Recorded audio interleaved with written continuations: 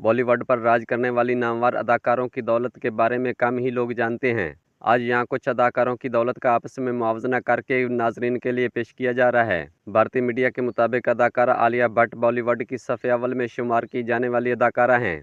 इनकी तकरीबन हर film box office पर कामयाब साबित हुई। इनकी कुल दौलत 517 करोड़ रुपए है। प्रियंका चोपड़ा बॉलीवुड के साथ साथ हॉलीवुड में भी यकसा मकबूल हैं। अदाकारा होने के अलावा वो एक बिजनेस वूमन भी हैं। उनकी कुल दौलत 278 करोड़ रुपए है, जो भारतीय क्रिकेट टीम के साबिक कप्तान विराट कोहली की एहलिया हैं। उन्होंने भी फिल्मों में लाजवाब अदाकारी के जोहर दिखाए। अनुष्का शर्मा की इनफरादी दौलत 255 करोड़ रुपए है।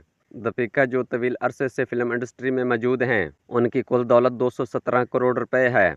कटरीना कैफ बॉलीवुड पर राज करने वाली बार्बी डॉल हैं। इनकी दौलत तकरीबन दीपिका पादुकोण के बराबर है। कटरीना कैफ की सालाना आमदनी 10 करोड़ रुपए है। नाजरीन, इन अदाकारों के मुतालिक आपकी क्या राय है? अपनी राय कमेंट सेक्शन में ज़रूर दें।